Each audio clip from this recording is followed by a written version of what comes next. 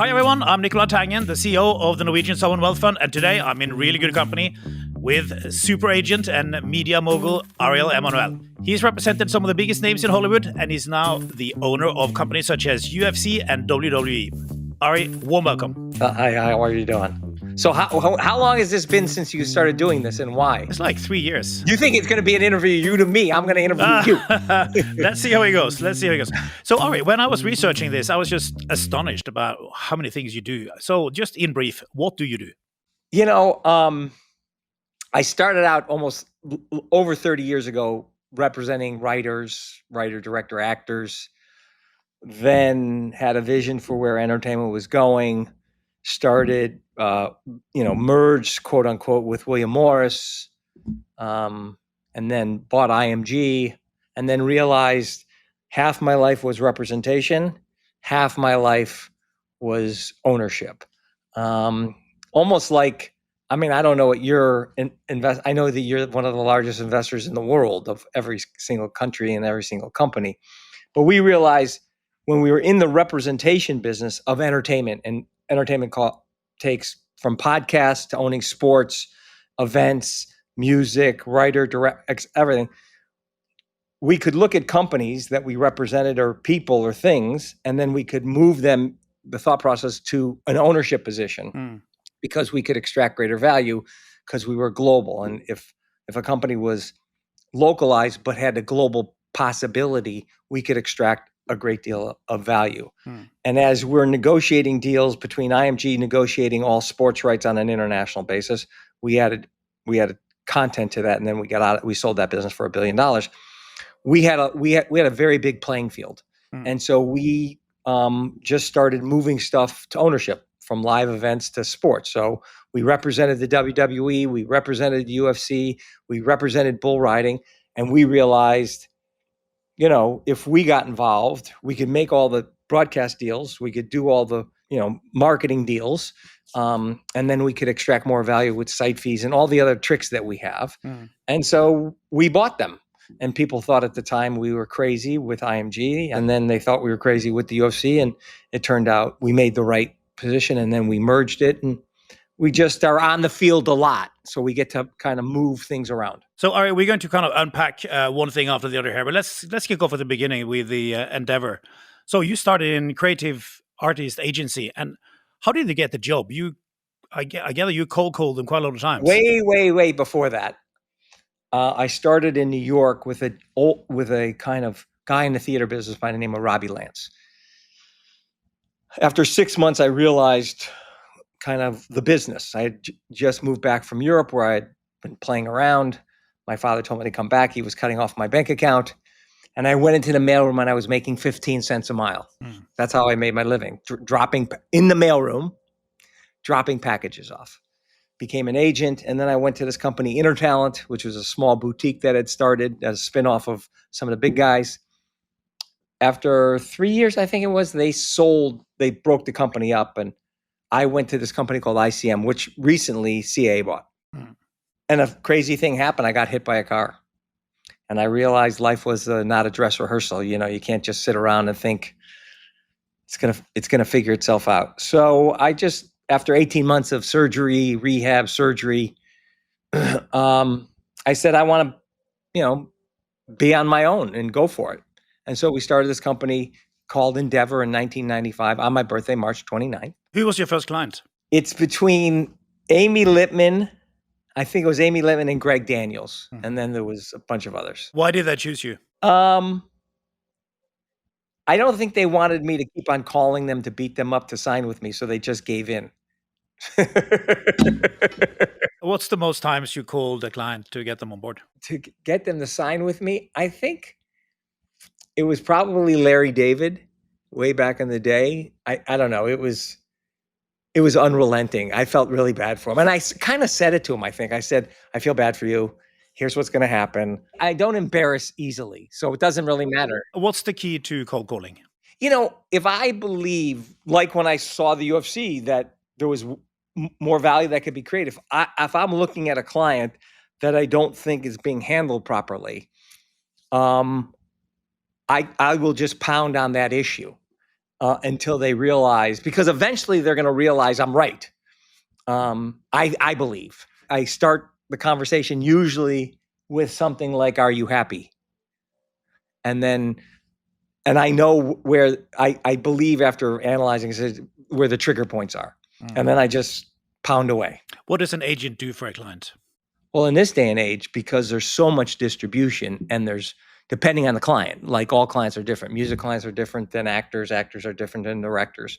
But if you're talking about a writer, creator in the television space, you have multiple players going on. How you tell them what properties to buy, to write, or create on their own, and then packaging them together. You're putting together kind of a package to go out to the marketplace. It used to be that the studios would be the composer of the content. It's now moved to the agent. And I always say to the people here, ideas matter more than ever right now as an agent, because you have to be full service. And what we've attempted to do by all the companies we've bought and put together is be a full service agency, whether it be licensing, marketing, books, all actors.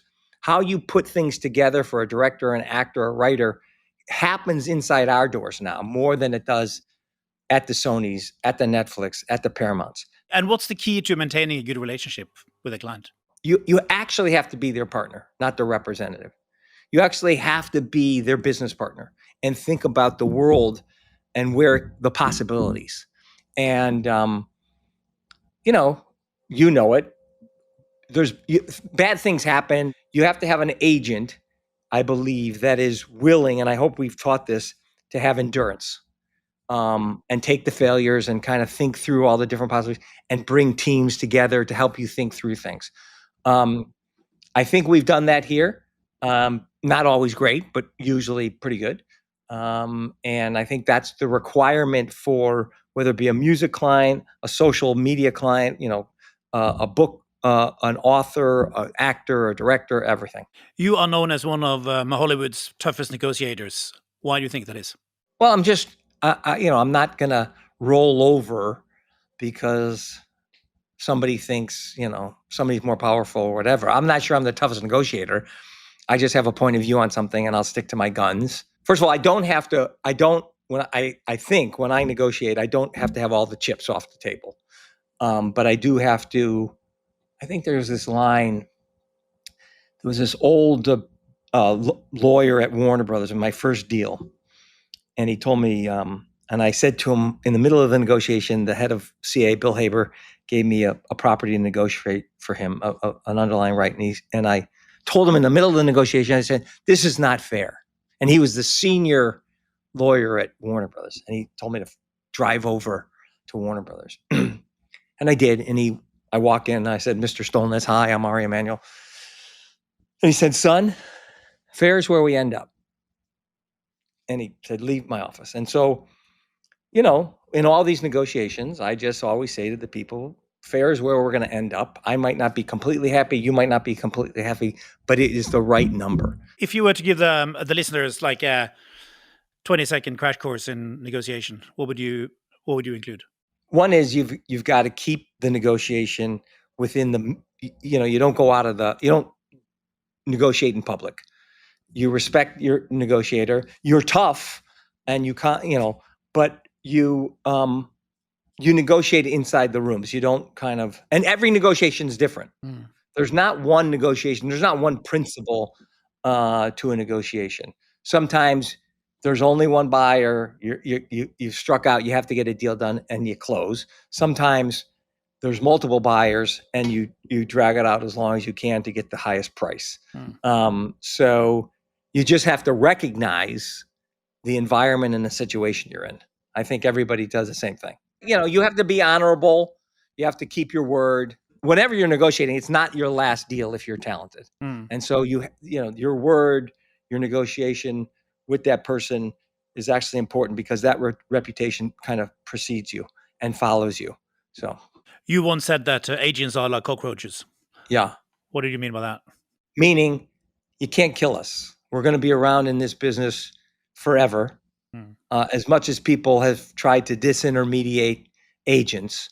When I think I started in the business, we were just in the television business and a little bit of motion picture business. Now we're in Instagram people, podcasts. We're in so many different areas. And the agency business has constantly adapted and kind of transformed itself and what is required to be a good agent and representation. You got to have marketing in there. You got to have books in there. You got to have license and merchandising in there. And, you just constantly are adapting your skill set, the agency at large, to actually perform the best for the clients. And I don't think a lot of agencies have done that. That's why they haven't survived. We have done that. And I think that's why we're thriving. Many would have seen the series Entourage, which is loosely based on you, I believe. How spot on is that? In my early days, I'm sad to say, too spot on. But I've mellowed. So, yeah, I mean, in the early days remember when I started the business, you had four big agencies against us, and there was no price differential that could distinguish you. It was all the same price. So, I was difficult. Well, I'm a lot nicer now. Why is that? Success. I don't have to constantly be fighting battles. The employees are doing a lot of the heavy lifting that I used to do by myself, and with others, and taking on a lot of the battles that I don't have to take on makes life a little bit easier. And also, my clients have reached a stature that it's a lot easier to move their careers around. And I think, and you'll have to just ask the buyers, I've lived by my reputation and how I negotiate. All right, moving on to sports. So in 2016, you bought UFC. Yes. Was that a strategic transaction or an opportunistic opportunity that just came by? Well, we had bought before that PBR. We had proven that we could buy a company in the sports area and resurrect it. I think Silver Lake would say, as they thought about it, we negotiate every deal with networks on behalf of packages, etc. We do at that time we did internationally all the sports rights. We knew how to handle UFC internationally and the value. We represented them and had already negotiated a lot of the broadcast deals. By owning it, running it properly, we could get 90% of the value, as opposed to 10% of the value. When did you say where combat sport got into the mainstream? Well, I was just looking at the numbers and looking where sports was going to go and where I thought the distribution model was going and the requirement for SVOD and AVOD. And I did my calculation that Fox had to have the product based on where they were going with their business from the RSNs and et cetera. I didn't realize that they were going to sell, that Rupert was going to sell. But I did realize where, the marketplace was going with regard to streaming. And sports has always been a huge driver in that space. And there's not a lot of sports to own. And I thought between international distribution, sponsorship, site fees, all the things that we did, production, where we had global production facility in London in 5 different locations, we could take a lot of costs out and add a lot of value. And it rang true. And we just I have one of the great partners in Dana White who could continue to do what he needed to do, and I would do the business side with Mark Shapiro, and if we had that combination, it was going to be a lethal combination. Why is it a good business to own? What are the characteristics with that particular business? One is that particular sport. Yeah, one is it's a sport that happens over one day, 6 hours. The demographics are 4 quadrants: young men, older men, women now. It's global, and it's the fights are 15 minutes or 25 minutes. They're action packed. They're great for social. We're in every country in the world with our fighters. It was the dominant player in that sport, and so And I just thought it had bigger and bigger upside because people want big events on a weekly basis. And, it turned out to be true. You're going to have an event in the White House, I think, next year. Yeah, in June. I think it got announced. The president announced it last week. I don't know when this is airing, but yes. Tell me about the links between politics and martial art. Well, that you have to actually talk to my partner Dana White. I represented the president for 7-9 years in his days on NBC. He had an incredible relationship with Dana when the UFC started. He was the first one in Atlantic City to put the UFC on when nobody would do it, and they were calling it cockfighting. And they've maintained an incredible relationship. And when the president was running for the second time, Dana helped him out with his strategy in social, and was very helpful and has been helpful for the president for a long time. Do you think politics is increasingly becoming a bit more like combat sport? I would say the following: I hope not. Going to this Charlie Kirk situation, I hope that this is a kind of watershed moment where people realize this is a very bad path for the United States and for the world. I think it's all over the world. There's a very combative situation in politics.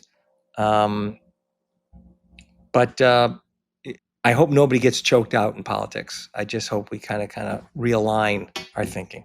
So, I think as Bill Maher said, it's very important to talk to everybody, and I agree with that, because you have to understand them, and you have to be able to express your opinion so that there can be a middle ground.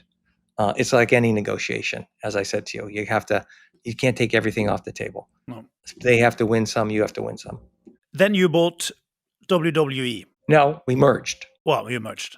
No, Yeah. you were, I believe, I believe you were a wrestler yourself in your early years. Yeah. Is that why you were keen to buy it, or? No, I represented Vince in the WWE for a long, long time at Endeavor, and then we didn't go public in I want to say 19. I had approached Vince with my partner at Silver Lake, Egon Durbin, to kind of pull the UFC out and merge it with the WWE and create one entity, and we would, like we have now, be private with Endeavor. Vince, because we were just getting into COVID, I think it was in 2000, I don't remember, 2020, 2021, something like that. Vince didn't want to do it. We then retook Endeavor out with all of the first time we went out, we only had 51% of the UFC. We had negotiated a deal that KKR and Silver Lake would roll their portion of it in. We went public. The market never really understood what I was trying to express, that we cover every aspect of entertainment, from sports to social to books. That conglomerate conversation never happened. We kept on selling off pieces. We sold off our academy. We sold off our production company. They just never got. And so, we looked around after a significant time, and other representative businesses were getting valuations of $7 billion, and this doesn't make sense. And that's, the pure play was the right thing for the UFC and the WWE and bull riding. We first started out with just UFC and WWE. Vince, under circumstances, had to leave. We then realized here's the remaining portion of what sports is, which is distribution, production, premium ticketing with On Location, and we rolled in our last sport, PBR. And that is a pure play sports entity in TKO, and the rest is the representation business, and that's actually private. So now you have something like 350 events per year, and is it close to 1 billion viewers? A lot of viewers and a lot of viewers. events. Are there any challenges to having choreographed and non-choreographed content in the same company? One, sports entertainment, and this past weekend, I don't know when this is going to air, we had our launch for WrestlePalooza in Indianapolis with ESPN. And ESPN realizes when you go to one of these live events or you watch it, it's sports entertainment. Hmm. And it is definitely, competitive. It is entertainment. So there's, but the fan base is incredible. It's, again, like the UFC, it's global, and it's a blast to see. You have said in the past that you'd love to go into boxing, and then you had the Ali Act, which was kind of protecting the boxers, and now you have people who come out and say that they want to update the act, and so now you are going into boxing, right? Well, we had an event 2 weekends ago at Allegiant Stadium where the Raiders play, and there was 70,000 people in the arena. We had one of the great boxing events ever. Actually, in Allegiant, I think the records are with WWE and our boxing match for live events. It was crazy. It was incredible. We are in the middle of kind of seeing if we can work with the administration and Congress about kind of having an addendum to the Ali Act, which I think is better for the boxers, health-wise, money-wise, et cetera, creating an opportunity like we have with the UFC. And if everything works out, boxing is an area that we're looking at. We're also in jiu-jitsu. So we will cover the full spectrum of combat sports. How large could boxing be for you? The funny thing is, we have Nick Khan and Dana White and Hunter Kent. We have a great team led by Dana and Nick Khan. We have a good partner in the Saudis, and you see how big. I mean, I think on the event we had 2 weekends ago, I think there was 25 million consecutive streams on Netflix. I don't remember how many globally. It was a significant number. Boxing has been around for hundreds of years. I mean, UFC's been around for over 30, but not 100. And there's an understanding of it. If we can bring it back to the glory days and Dana and Nick can create the stars behind it, it can be as big as any of our other assets. You nearly bought Formula One at one point, I believe. Before the TKO merger, we had been working on CVC in the UK. They had owned it at the time. To buy it because they were, they had run its cycle. And Egon we had just bought 3 months before the UFC. And, it was a $9-10 billion chunk.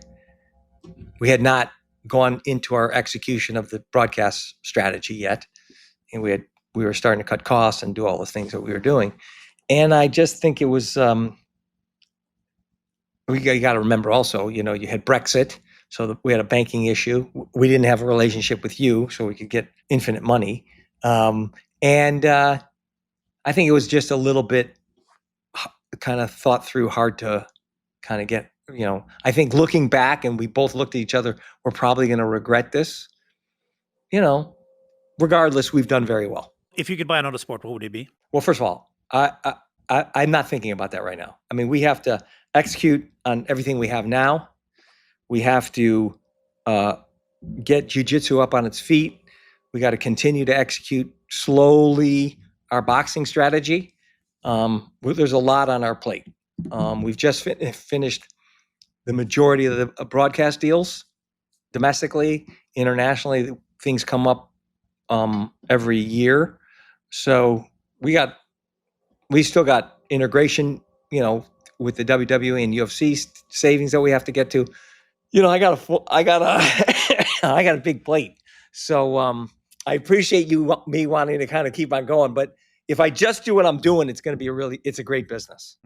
Philosophically, how is the way people consume and think about sports changing? How do you see this in 10, 20 well, years? Well, you have to have to keep it young, you have to have a really thought out social strategy with your fighters, with your sport, to keep the demo young. And I think we have some of the youngest demos in the business, across our platforms.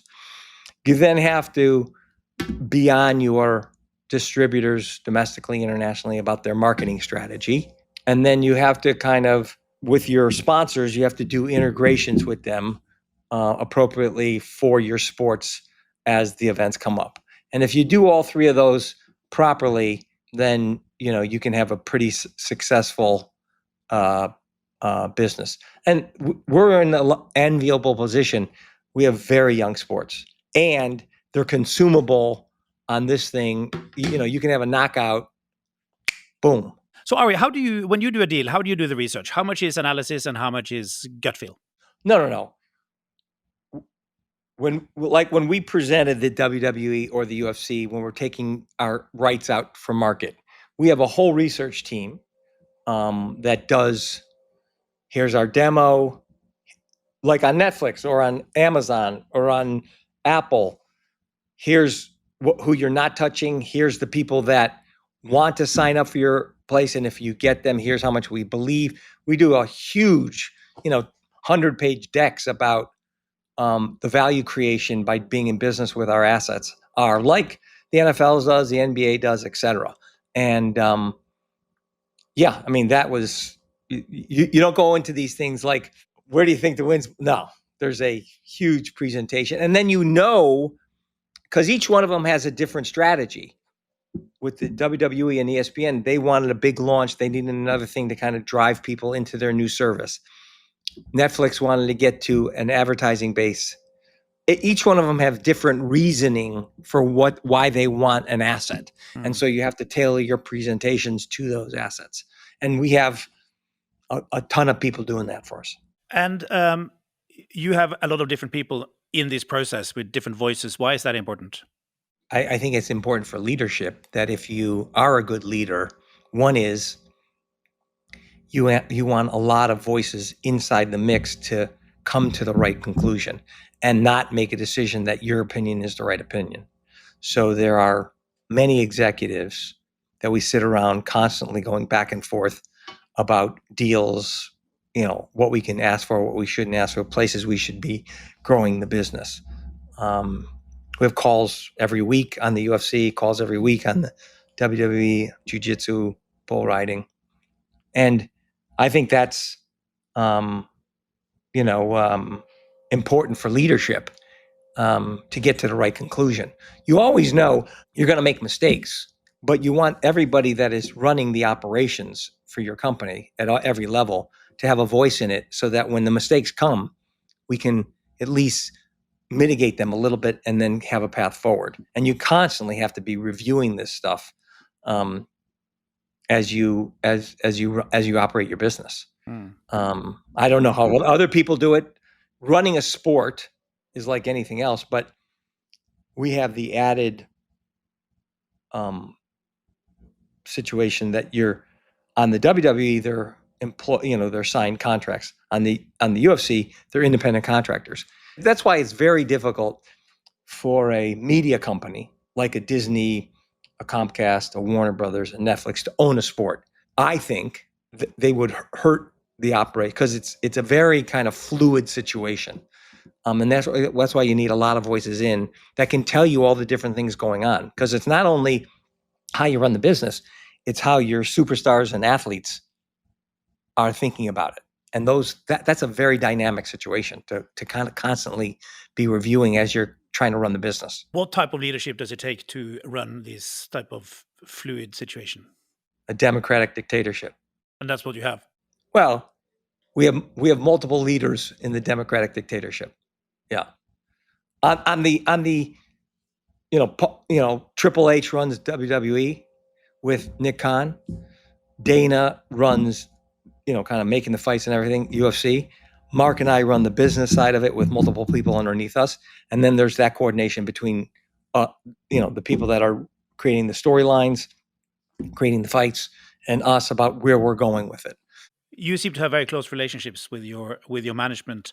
How do you balance kind of... Do you think there's work-life balance? No, I don't think so. I don't either. No, I don't think that. No, I don't think. I'm not asking how you balance your life. I'm just asking how do you balance professional and personal relationships? I've known Dana for 30 years. I've known, Nick Khan was an agent at CAA. We tried to hire him as an agent here, have a very close relationship with him. I've known Triple H off and on for a long time now, very close. You just have to, stay close, know what's going on in their lives. I mean, you're in business with somebody, so therefore you have to know a lot about them and care about them. Now, moving on to a different type of entertainment, you recently bought the Freeze Art Fair. Right. That's a new business I started. Less violent. Well, here's what I concluded. So we took Endeavor private. We spun UFC and PBR and On Location and IMG into TKO. Silver Lake, as we took Endeavor private, was selling. They wanted it to just be a pure play representation business. We had bought over time about 700 different events. I have a thesis that, we're down to 4-day work weeks, maybe 3-day work weeks. Europe, with AI and a bunch of other stuff. COVID started it. And so if that's the case, there's going to be more free time than ever. We're social animals, human beings. And you're either going to go to a sporting event, you're going to go to dinner, you're going to watch entertainment, you're going to live music. And I also think you're going to do live events.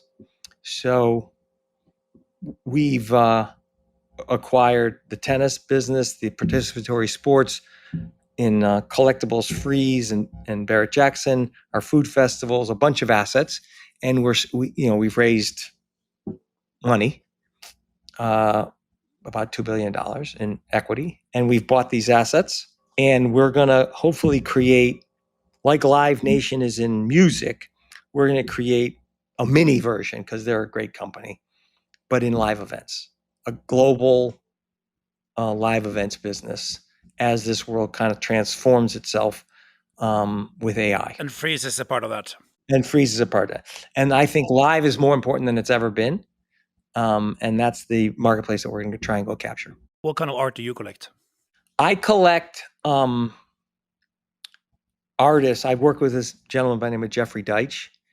I collect art mainly at the beginning of my life. It was all over the place. And then I've focused significantly on Black artists, American Black artists, and South African, 1930 to now, from Sam Gilliam, Mark Bradford, Noah Davis, Kerry James Marshall, Benny Andrews. It's a pretty nice collection. I've been doing it for now in this specific space. And anybody I didn't mention, please, nobody, Kara Walker, please don't be offended. It's a good collection. It's not perfect, but I got a lot of time. Where do you think your energy comes from? Well, I was hyperactive when I was a kid. I was one of the first Ritalin kids. So I was actually just having this exchange with Egon Durbin this morning about one of his portfolio companies that I'm involved with out of Silver Lake. And he was saying something and I was saying something. And I said to him, what makes us crazy? And we just had this text exchange. I really don't know. But I'm still intellectually curious, and I love it. I have, I'm not tired. I love every bit of the process now. I'm not sure I enjoyed the process before, but it was a means to get to, to fulfill an idea. Now I actually love the process and the aggravation. Which part of the process do you like? All of it. I realize there's going to be a lot of aggravating moments. Those are what it's required to do business. If you don't accept that, which was at the beginning, I didn't understand it. Now I've accepted it. It's great, and the outcome is a different conversation. I think you said pressure is a privilege. Yeah. And I think that's a good one. I have to admit, I used it earlier today. Oh, you did? Yeah. With what? No, I just thought it was, just to explain why we like to be where stuff is happening, Yeah. And you just kind of get a different sense of the world as opposed to kind of like being a bystander. I'm not, my parents were never bystanders. My mom wasn't. She was in the civil rights movement. My dad was a pretty hard advocate. He was a pediatrician about, kind of kids' rights. And you had two clever brothers. Yeah. Who's the cleverest of the three of you? In our respective fields, I think we're all pretty clever. I wouldn't want to have an argument about healthcare against my brother, Zeke, who's at Penn, as I said to you. And I definitely wouldn't want to have a political conversation against my brother, Ram, who's now the ambassador, the former ambassador of Japan and mayor of Chicago. Hopefully he runs for president. And I think he's the most qualified guy out there for the Democratic Party. And they're pretty dynamic in their own specific fields. When do you wake up in the morning? I flew to Indianapolis on Saturday, saw our launch of our WW WrestlePalooza on ESPN. Then I flew to New York, had dinner with the Emir of Qatar last night, flew back, got in at 2, woke up at 6, here with you, and I'm flying back to New York on Tuesday because I have a premiere for a client. Flying back here on Wednesday night, going to Aspen, and then back to Indianapolis on the following Tuesday. So I don't know. Whatever it is, it just does. What kind of fitness regime do you have? Oh, that's its own podcast with you. It's too long to discuss. Okay, 1 minute. No, it's way too long. I mean, well, give me a taste. I wake up at 4:30, 5 o'clock. I work out for an hour and a half. Sauna, ice bath. I mean, it is over the years. It's gotten crazier and crazier. Do you drink anymore? I have a glass of wine from time to time. I don't drink at all anymore. But you know what? But I'll tell you one thing. Before this podcast, I did have an ice bath and a sauna. See, I have one every day. Do you do one every day? Yeah. How long is your sauna? Well, not very long. I'm pretty quick. How long do you stay in the sauna? 10 minutes. Maximum 10 minutes. So I do 20 minutes and I do 3 minutes in the ice bath. Okay. Every day. That's good. No, I am a big believer. Yeah. How long is your attention span, you think? I've been pretty good here. Yeah, absolutely. How long have we been going? No. Yeah, well, I had expected you to say, "I have to go. Love you," because I think that's how you normally finish your I can conversations. End it now if you want. No. 2 more minutes. Learning from some people call it failures. I think you call it something else. But learning from trials, mistakes. One of the biggest failures was, not going public the first time. I didn't even understand it, right? But that enabled us, and then COVID hit. And so reading all the points of view of what wasn't good,